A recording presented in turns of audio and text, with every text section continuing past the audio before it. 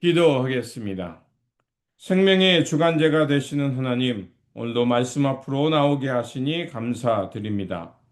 혼란과 두려움 속에서도 하나님의 뜻을 분별하며 살게 하여 주옵소서. 연약한 우리의 마음을 붙드시고 말씀을 통해 바른 길을 보게 하여 주옵소서.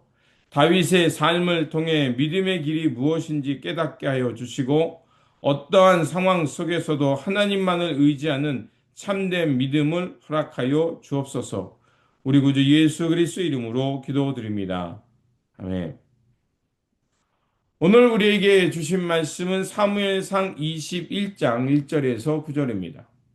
다윗이 노베 가서 제사장 아히멜렉에게 이르되 아히멜렉이 떨며 다윗을 영접하여 그에게 이르되 어찌하여 내가 홀로 있고 함께 하는 자가 아무도 없느냐 하니 다윗이 제사장 아히멜렉에게 이르되 왕이 내게 일을 명령하고 이르시기를 내가 너를 보낸 것과 내게 명령한 일은 아무것도 사람에게 알리지 말라 하시기로 내가 나의 소년들을 이러이러한 곳으로 오라고 말하였나이다. 이제 당신의 수중에 무엇이 있나이까? 떡 5덩이나 무엇이나 있는 대로 내 손에 주소서 하니 제사장이 다윗에게 대답하여 이르되 보통 떡은 내 중에 없으나 거룩한 떡은 있나니 그 소년들이 여자를 가까이만 하지 아니었으면 주리라 하는지라. 다윗이 제사장에게 대답하여 이르되 우리가 참으로 3일 동안이나 여자를 가까이 하지 아니하였나이다. 내가 떠난 길이 보통 여행이라도 소년들의 그릇이 성결하겠거든 하물며 오늘 그들의 그릇이 성결하지 아니하겠나이까 하며 제사장이 그 거룩한 떡을 주었으니 거기는 진설병 곧 여호와 앞에서 물려낸 떡밖에 없음이라. 이 떡은 더운 떡을 드리는 날에 물려낸 것이더라. 그날에 사울이 신하 한 사람이 여호와 앞에 머물러 있었는데 그는 도액이라 이름하는 에돔 사람이요 사울의 목자장이었더라. 다윗이 아히멜렉에게 이르되 여기 당신의 수중에 창이나 칼이 없나이까? 왕의 일이 급함으로 내가 내 칼과 무기를 가지지 못하였나이다 하니 제사장에 이르되 내가 엘라 골짜기에서 죽인 블레셋 사람 골리앗의 칼이 보자기에 쌓여 에봇 뒤에 있으니 내가 그것을 가지려거든 가지라. 여기는 그것밖에 다른 것이 없느니라 하는지라. 다윗이 이르되 그 같은 것이 또 없나이 내게 주소서 하더라. 아멘. 오늘 본문은 다윗의 도망과 높 제사장이 다윗을 도왔다는 이유로 사울 왕에 의해서 죽임당하는 말씀입니다. 본문에서 다윗은 사울을 피해서 높 땅으로 도망갑니다. 그리고 그곳에는 제사장 아히멜렉이 있었습니다. 그는 급한 상황 속에서 이 아히멜렉에게 찾아가 거짓으로 말하면서 도움을 청하게 됩니다. 그러자 아히멜렉은 하나님의 전에 드렸던 진설병을 주게 되고 그리고 그곳에서 아히멜렉으로부터 자신이 과거에 골리앗과 싸워서 얻게 됐던 전리품인 그 칼을 얻게 됩니다. 하지만 이 모든 상황을 사울의 신하인 도맥이 목격하게 됩니다. 그리고 다윗은 가드 땅으로 도망갑니다. 결국 이 일로 인해 사울 왕은 제사장들을 다 죽이라는 명령을 내리게 되고요. 이로 인해서 높 땅에 있던 85명의 제사장들이 죽임을 당하는 비극이 일어납니다. 이 사건은 단순한 도피 이야기가 아니라 믿음과 두려움 그리고 책임에 대한 질문을 던지는 말씀입니다. 첫 번째로 두려움은 믿음을 흐리게 한다는 것입니다. 다윗은 믿음의 사람이었지만 오늘 본문에서는 두려움 속에 빠져 있었습니다. 그래서 아히멜렉에게 사실을 말하지 않고 거짓을 얘기하면서 자신의 상황을 왜곡하고 말았습니다. 두려움은 우리의 판단을 흐리게 할 뿐만 아니라 믿음의 사람으로 실수하게 한다는 것입니다. 문제는 두려움 자체가 아니라 두려움 속에서도 하나님을 바라보아야 했는데 그것을 놓치고 말았던 겁니다.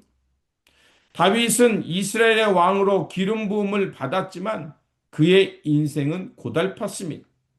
현재 왕인 사울 왕에 의해서 쫓기는 신세가 되었고 무고한 사람들이 자신 때문에 죽어야 했습니다. 또한 죄 없이 도망 다니는 것은 얼마나 억울했겠습니까? 또한 언제든지 사울 왕이 자기를 잡아 죽일 거라는 불안한 현실 속에 살아야 했습니다. 그런데 다윗만 억울한 일을 당한 것이 아니었습니다. 다윗이 이렇게 그 피난길에 있으면서 아둘람 굴로 도망했습니다. 그때 사람들이 다윗이 그 굴에 숨어 있다는 이야기를 듣고 모여들게 됩니다.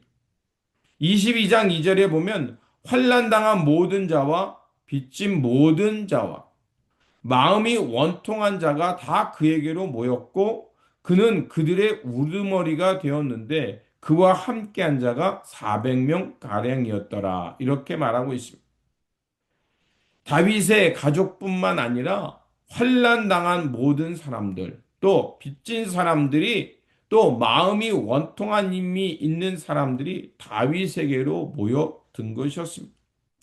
하나님은 다윗에게 그 어려움을 극복할 수 있는 유력한 사람들을 보내지는 않았습니다.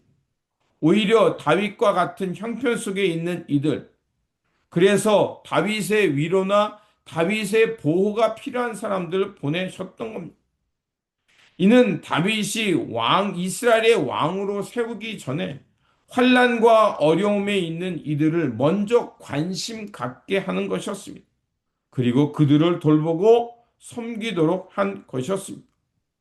훗날 다윗이 여러 실수가 있었음에도 불구하고 하나님께서는 다윗을 위대한 왕으로 인정하셨던 것은 바로 다윗이 이스라엘 민족 중에서 소외되고 환난당하고 어려움 당하고 억울한 일 당한 사람들, 그들 편이 되어 주었기 때문입니다. 하나님은 언제나 소외와 억울함 당한 이들에게 관심을 먼저 갖는다는 것을 우리는 기억해야 할 것입니다. 하나님은 우리의 손길과 마음이 그들을 섬기고 돌보고 그들의 설당이 되어 주도록 하기를 원하신다는 것입니다. 그러므로 우리도 다윗과 같은 마음으로 이 시대 속에서 소외되고 억울함 당한 사람들, 또 환난 당한 사람들의 이들의 울타리가 되도록 우리가 함께 기도하며 힘써야 할 것입니다. 두 번째로 우리의 선택은 다른 사람에게 영향을 준다는 것입니다. 다윗의 선택은 단순한 개인의 문제가 아니었던 겁니다. 그가 아히멜렉에게 도움을 요청하는 일, 그리고 그 자리에 도액이라는 사람이 있음을 통해서 결국 그 많은 제사장들이 다윗을 도왔다는 이유로 죽임을 당하는 결과가 생겨났습니다. 물론 사울의 질투로 인해서 다윗이 고난받고 또 다윗을 도왔다는 이유로 많은 사람들이 고난을 받고 죽기까지 됐습니다. 하지만 우리가 기억해야 할 것은 우리의 말과 선택이 생각보다 더 많은 영향력을 끼친다는 것입니다. 믿음의 사람은 어떤 선택을 할 때 자신만이 아니라 다른 사람들에게 어떤 영향을 끼칠 수 있을까를 생각하면서 조심 있게 선택해야 할 것입니다. 세 번째로 하나님은 어두운 상황 속에서도 하나님의 뜻을 이루어 가신다는 것입니다. 이 비극적인 사건 속에서도 하나님의 역사는 멈추지 않았다는 것입니다. 제사장 아비아달의 한 사람이 살아남아 다윗에게로 달려옵니다. 22장 22절과 23절은 이렇게 말해두고 있습니다. 다윗이 아비아달에게 이르되 그날의 에돔 사람 에독이 거기 있기로 그가 반드시 사울에게 말할 줄을 내가 알았노라. 내 아비 집의 모든 사람 죽은 것이 나의 탓이로다. 그러면서 23절에 이렇게 말합니다. 두려워하지 말고 내게 있으라. 내 생명을 찾는 자가 내 생명도 찾는 자니 내가 나와 함께 있으면 안전하리라 하니라. 다윗이 자신의 이 잘못된 실수로 인해서 많은 사람이 죽었고 또 자신이 그 제사장 아히멜렉에게 도움을 청하고 그 도움을 받는 상황 속에서 그로 인해서 많은 제사장이 죽었습니다. 근데 그것을 사울의 잘못으로 대하지 않고 자기의 잘못으로 인정합니다. 또한 그러면서 이 비극적인 상황에서 생명을 유지했던 그 한 사람을 이제는 자신의 생명을 지키는 것과 같이 그를 돌보겠다고 말을 하고 있습니다. 하나님은 인간의 연약함, 실패 속에서도 하나님의 구원의 역사를 이어 가신다는 것입니다. 이것이 바로 우리 가운데 어려움이 있음에도 불구하고 소망이 되는 이유입니다. 하나님은 우리가 완전하진 않지만 실수가 있지만 하나님은 우리와 함께 하실 뿐만 아니라 우리를 통해 일하고 계신다는 것입니다. 그렇게 우리는 두렵고 어려운 상황 가운데 어떠한 선택을 해야 하겠습니까? 우리는 그런 상황일수록 하나님을 신뢰하며 살아야 합니다. 상황이 답답할수록 오히려 하나님의 말씀에 집중해야 합니다.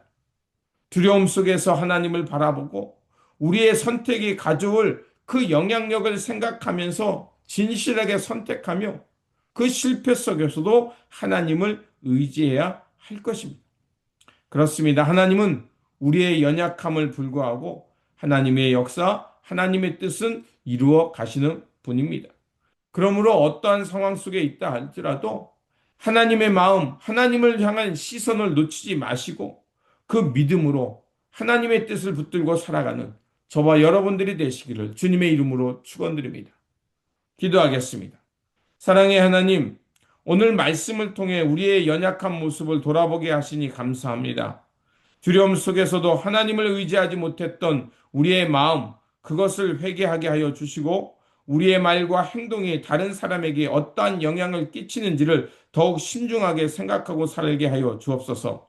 연약한 우리의 모습 속에서도 여전히 하나님이 역사하고 있음을 신뢰하게 하여 주시고 어떠한 상황 속에서도 주님을 먼저 바라보며 주님을 믿는 믿음을 허락하여 주옵소서. 그래서 우리의 삶의 모든 순간이 하나님께 영광이 되게 하시고 끝까지 믿음의 길을 걸어가는 사람이 되게 하여 주옵소서. 우리 구주 예수 그리스도 이름으로 기도드립니다. 아멘.